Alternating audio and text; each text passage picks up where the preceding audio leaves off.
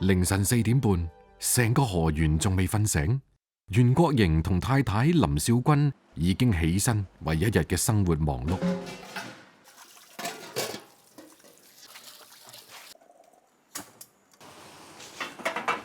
你那個大盤啊，拿出來啊！新鮮豬骨準時送達，肉上面仲有餘溫。細細嘅廚房裏面，幾個人麻利咁分工合作，食材處理亦有條不紊咁進行。新鮮殺，後半夜殺的，一般情況就150左右，要禮拜有時就多一點，禮拜有時160、170、180都說不定。不要用冷水，一定要燙水，沒用的東西啊。油啊、白色的這些全部都要去掉，有些部位你不去掉，它會腥的。習慣就不累，習慣就很好看的。哪一行都辛苦呢？你別看那個殺豬的、賣菜的那些多辛苦的，是吧？骨湯要好飲，骨頭量就冇得少。作為河源第一家早餐賣豬骨湯嘅店，呢煲湯30年嚟從來都冇科技與狠活。全靠袁國瑩對新鮮同原味嘅追求。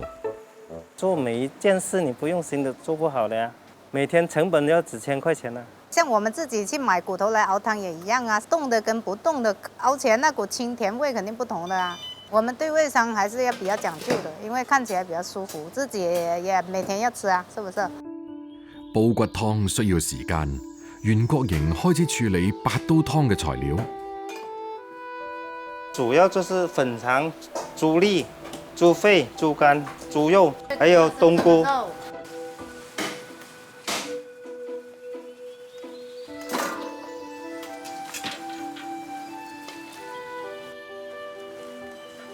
當然，一切食材都只係配角。河源美食嘅實力派，仲要睇本地產嘅米排粉。撈上去就看，撈起來它就自然會軟掉，就很好。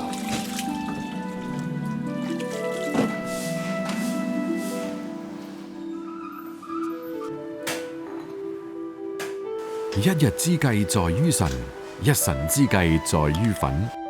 每日朝早嘅準備時間都係非常緊迫。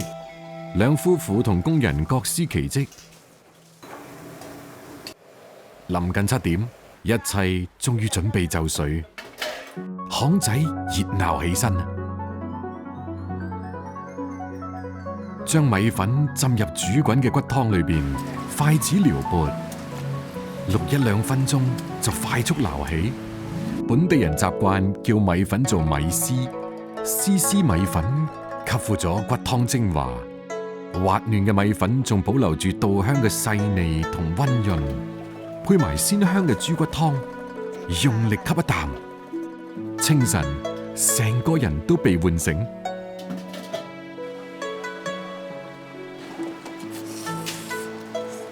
食米粉要去街頭巷尾，喺熱辣辣嘅晨光裏面，一碗豬骨湯，一碗米粉，搭配幾個肉丸。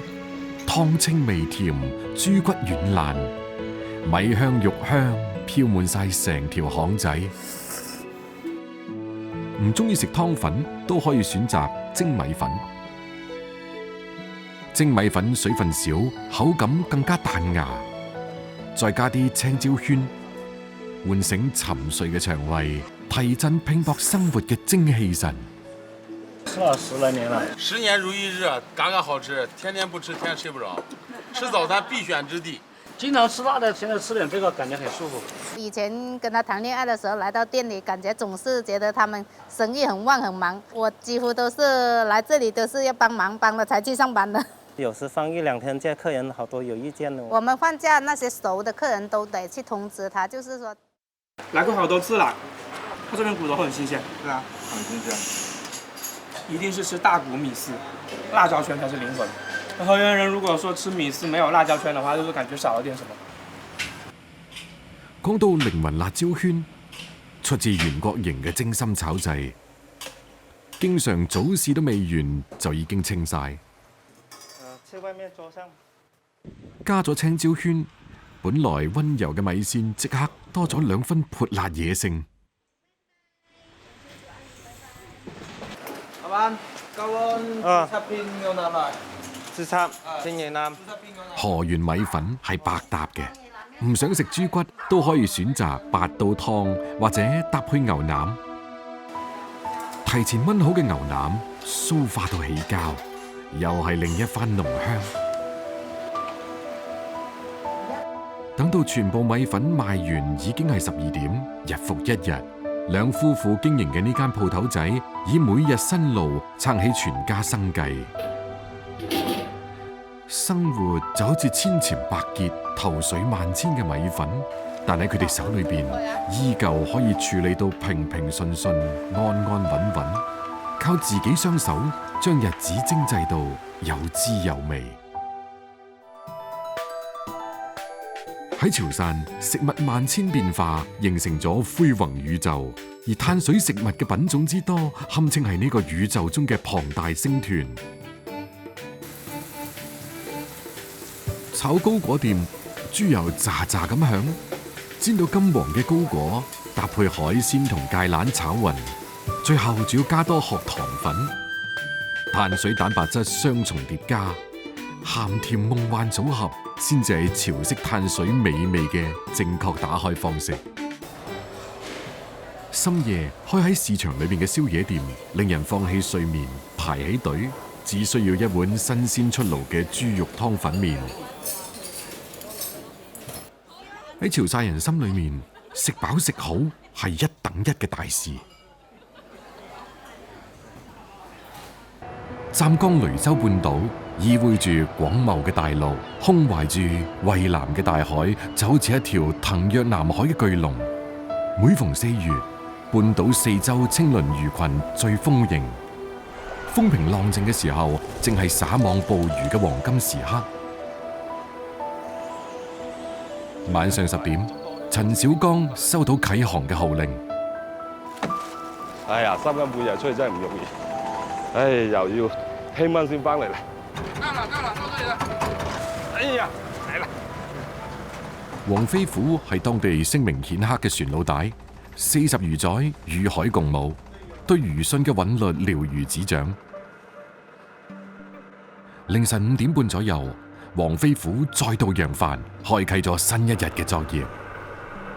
這個是探魚區，這個是雷達啊，下一個能夠看到清楚外面。探魚區現在看到清楚海底有什麼魚啊？憑借住多年捉魚而捕嘅經驗，黃飛虎喺探魚器屏幕上敏銳咁捕捉到青鱗魚群嘅蹤跡。有新郎魚，準備下網，準備下網。大魚群密密麻麻都是。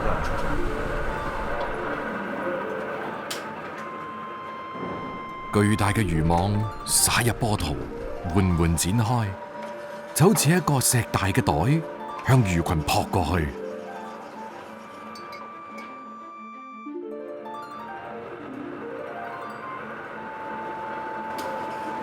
4個班就好了，準備洗網啦。起！我們下網的時候有看到應該有那個青鱗魚群，現在起網了，好期待。從落網到收網，一趟要忙成6個鐘頭，循環往復，辛苦而單調，但正係老廣同大海共生嘅日常。以前都通通是水母，沒有買到錢，快板了。魚這麼大，我們做本地的應該得送魚吧。春末，北部灣嘅海蜇汛期漸入尾聲，不過石磨咁大嘅海蜇並唔係漁民想要嘅獵物。我們真的期待到了我們的青鱗，看這青鱗魚呢，它有個特色，它背面呢都是青色的。青鱗魚又叫青鱗小沙丁，係飛魚家族嘅一員，係沿海漁獲當中不可或缺嘅品種。新鮮嘅青鱗魚，魚鱗喺陽光底下閃爍住金屬咁嘅光澤，隨住光線嘅流轉，變幻出斑斕嘅色彩，就好似一幅山水畫咁。新鮮嘅青鱗魚有住獨特嘅風味，用麵粉喺魚身上薄薄咁塗一浸，將青鱗魚落鑊，炸到兩面金黃，就大功告成啦。漁村春日嘅閒暇時光就有咗香酥鬆脆、內裏嫩滑嘅美食。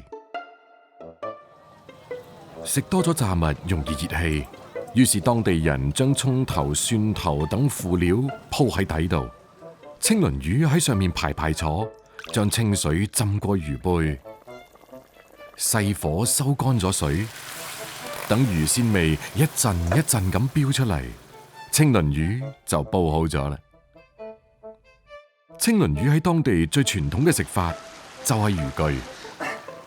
哎，響了，出來啦！這個是10年前埋下去的，你看，在古時候呢，大戶人家嫁女兒呢，都是用10年以上的漁具嚟做嫁妝。陳小剛喺武漢大學畢業，曾經喺服裝行業做設計策展。2020年返到鄉下，要用清水搓洗，把這個髒的或者其他的寄生的螺類要把它清洗乾淨。我是一層魚，一層鹽，就把它鋪平。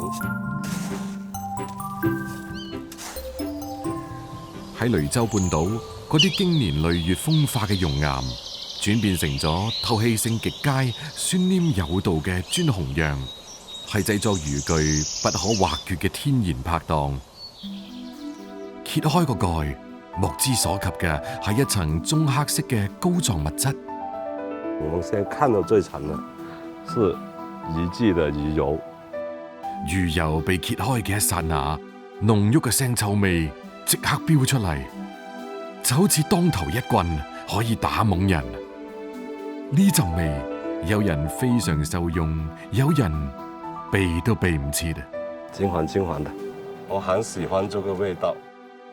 經過長時間嘅發酵，魚肉同內臟早已經化為深棕色嘅糊狀，淨係得返魚骨同鱗片可以認到出嚟。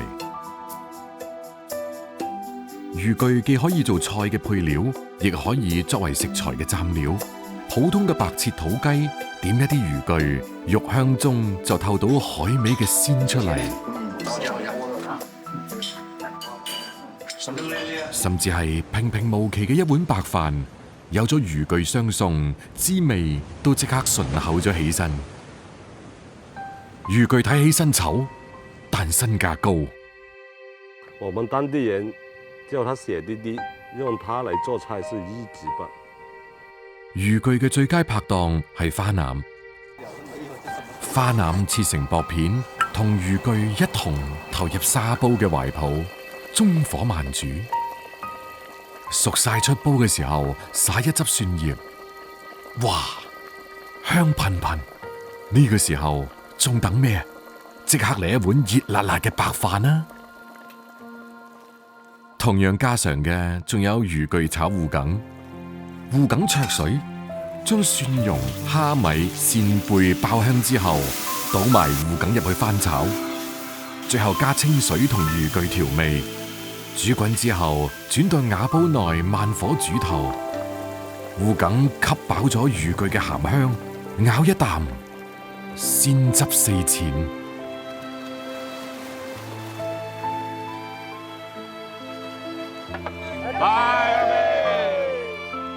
春末嘅夜晚，仍然有啲亮，海平面遠方，捕撈魷魚嘅漁船燈光璀璨，照光咗半個天空。沙灘之上，魚躍歡笑聲交織住漲潮嘅海浪聲，襯到世界廣闊，前程明亮。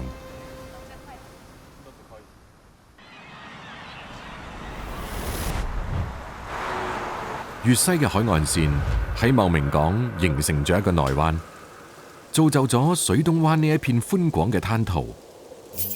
水東灣中心分佈住幾個沙洲。有人喺沙洲上挖塘濾壩，於是潮水每次退去，都會喺壩內留低一啲海鮮。梁慈興等嘅就係呢個時候。我們壩裏面放了有20條網龍，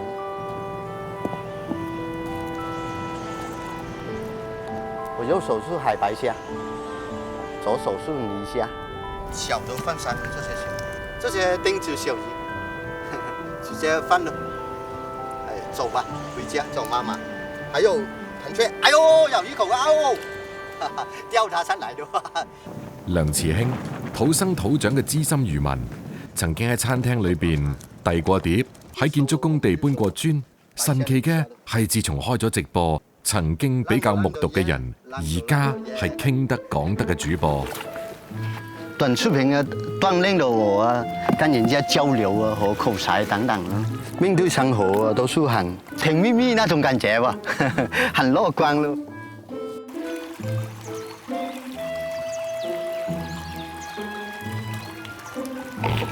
這裡有估計有6斤左右。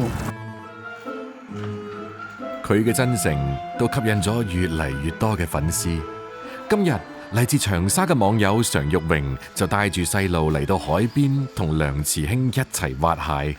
那紅樹林嘅旁邊有那些小蟲洞嘛，那裡有嚟挖。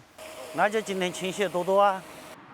夏日傍晚，正係挖蟹嘅最佳時刻。鋸完青蟹，最中意水流平緩、富含有機物嘅淺海內灣、灘塗同江河口。喺炎熱嘅天氣裏面，青蟹會變得更加活躍。青蟹最叻挖窿匿埋，大隻嘅青蟹挖嘅窿就更大，但係更加難揾。就算梁慈興經驗豐富，都用咗唔少時間先發現一個較大嘅窿。他現在在家，他挖的那個泥，這裡這個洞嘛，看他挖出來這個泥新新的，對嗎？跟這個舊泥不一樣。應該在家。他的板子浸在這裡啊，像人家小白野一樣嘛。我們內地的向往這個海邊上，小孩子放假就一起過來體驗一下。這個小池要挖這麼深夠了吧？基本都是1-2米，在特別的3米都比較偏草。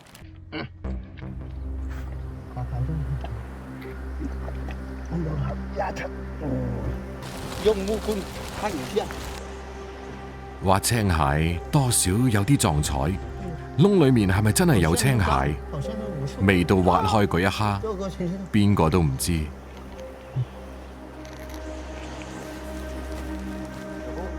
有貨有貨，沒有白挖，有貨。哇，小朋友啊，看，小水叔叔抓一個大青蟹給你，看，真的是有半斤啊。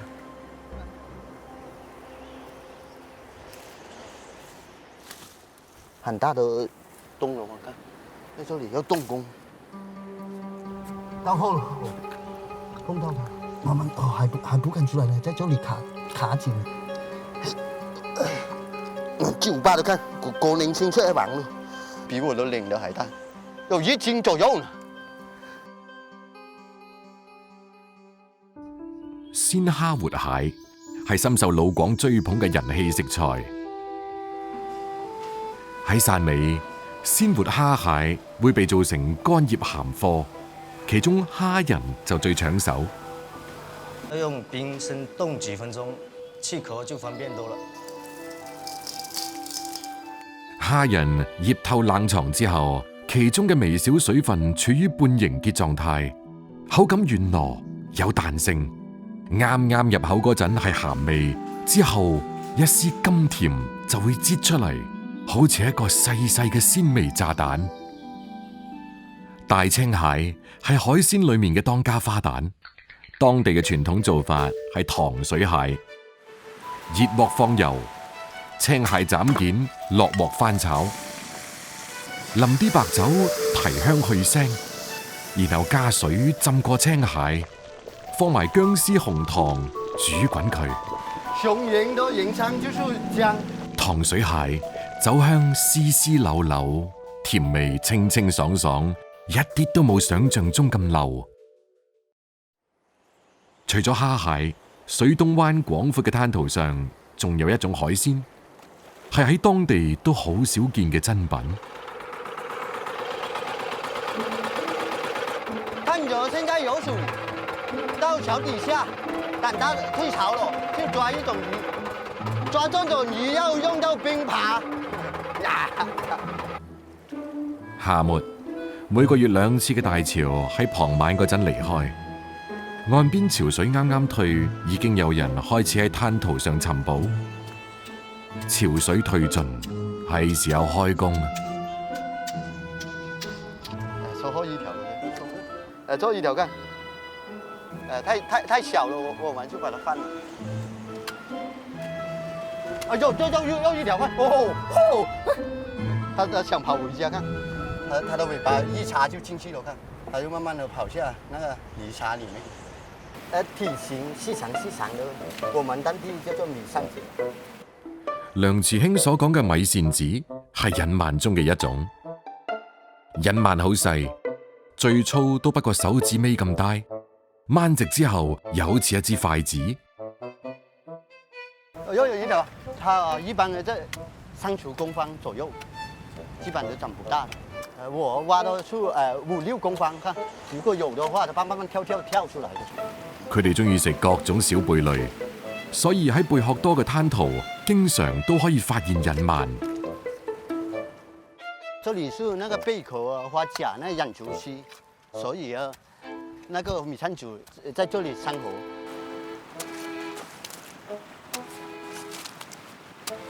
一下就又裝進去了。像這些米線組呢，抓它的時候要快，要用力，很快又抓，用力又逮住了。隱鰻至今都冇人工養殖，全靠漁民野外去揾。在我們當地市場裡面的話，80塊錢一隻。梁慈興今日運氣唔錯。今天過來挖了2個鐘，看有2斤多了。隱鰻係水中隱士，要揾佢唔易，但上好嘅食材同人分享更加快樂。鑊熱油滾，隱鰻落鑊，翻江倒海間，直到外皮泛起焦黃，香氣四溢。呢個時候，椒圈洋葱加入戰局，一輪翻炒之後，起鑊上碟。隱鰻經過高溫油炸，肉質緊實又香氣撲鼻，成為聚會中舉杯暢飲嘅主角。老廣鍾意湯水。隱鰻同當歸一齊煲，鮮甜又滋補。先將隱鰻煎香到微微金黃，淋啲白酒去腥提鮮，加入清水同適量當歸，煮到當歸嗰陣藥香味飄出嚟，湯就可以不入碗度。奶白色嘅濃湯，香氣氤氳，唔使講嘢，只要試一啖。口中嘅鮮味好似識跳舞咁。放一點鹽粉下去。生粉加啲鹽調味，用適量嘅水攪成麵糊，等每一條隱鰻包勻，就可以落鑊，細火慢炸到金黃酥脆。脆炸隱鰻，外皮酥脆，內裏魚肉嫩滑，鮮香滿口。傍晚，小鳥投林，家人齊聚，細細嘅庭院充滿溫馨氣氛。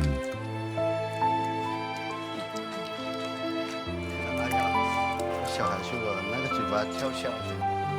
趕海、短視頻，兩者睇落去風馬牛不相及。當佢哋喺梁慈興嘅生活中交織，就成為咗一場傳統與現代嘅邂逅。喺水天一色嘅舞台上，成為咗故事嘅主角。惠州島喺北部灣海域中部，有蓬萊島之稱。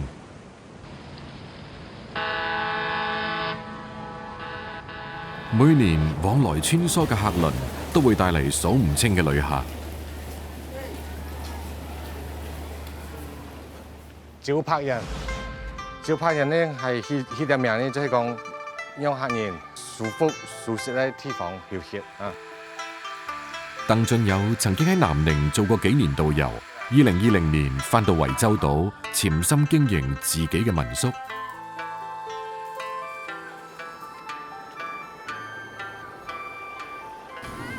惠州島周邊地勢大多數平坦，每逢大潮退去，灘塗就成為趕海人嘅聖地。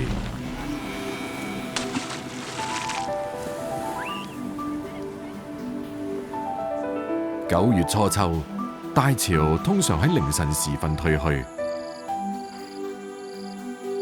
鄧俊友執好漁網同工具，同好朋友馮耀輝一齊去趕海。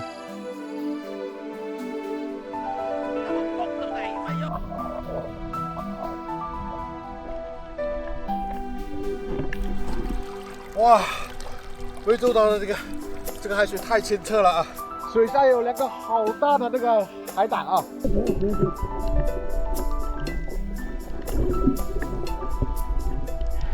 哇，好大這2個，肯定是很鮮美的。鄧俊友自細喺海邊長大，早就練就嫻熟嘅潛水技能。喺淺海水底去揾海貨，對於佢嚟講輕而易舉。這個好可愛的螺啊！這個螺呢叫豬仔螺。鄧俊友所講嘅豬仔螺，其實係大家經常講嘅寶螺。寶螺家族數目龐大，喺中國沿海，從福建到南海都有佢哋嘅蹤跡。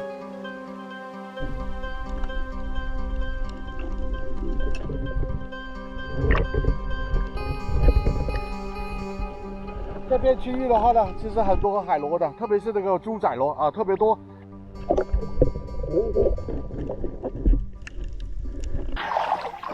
哇！我又抓了一手豬仔螺，它怕強光的啊，它主要是在晚上出來。寶螺科嘅動物行動緩慢，朝早匿埋喺珊瑚洞穴或者岩石下面，要揾到豬仔螺，晚黑先係最佳嘅時機。它主要是吃一些那個珊瑚蟲、小貝殼啊之類的，是一個肉食動物啊。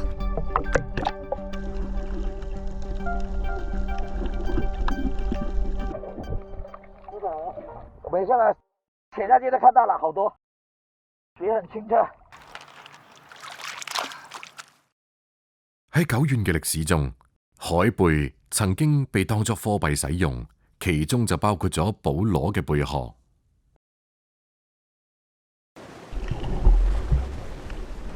喺清澈見底嘅海水裏面上下浮沉，鄧俊友每次出水都冇落空。這個就是有眼螺、臘螺，這個是珍珠貝啊。哎呦，抓了一個螃蟹，這把放到來煮粥了啊！唔使好耐，佢哋就有咗唔錯嘅收穫。好，給大家看一下我們今天的收穫啊！哇，好多海貨啊！螃蟹、螺、海膽、魚，收穫滿滿的。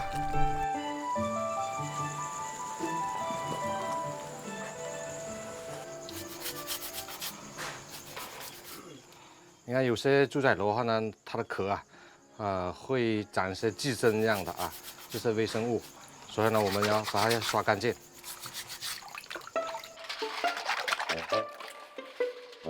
一煲清水，幾條薑絲同豬仔螺一齊落鑊，大火煲足10分鐘先至會熟透。食嗰陣，將2個豬仔螺拱背相對，用力一撞，殼就啪一聲碎裂開嚟，露出裏面肥嫩飽滿嘅螺肉，足夠鮮甜。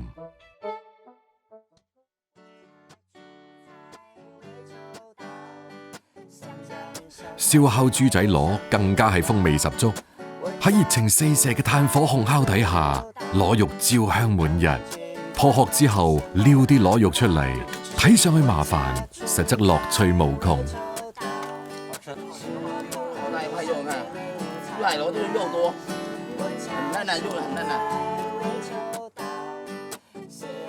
燒好嘅螺肉呈現誘人嘅金黃色，入口慢慢嚼，又糯又韌，配合焦香嘅味道，呢一刻就係對海島風情嘅完美表現。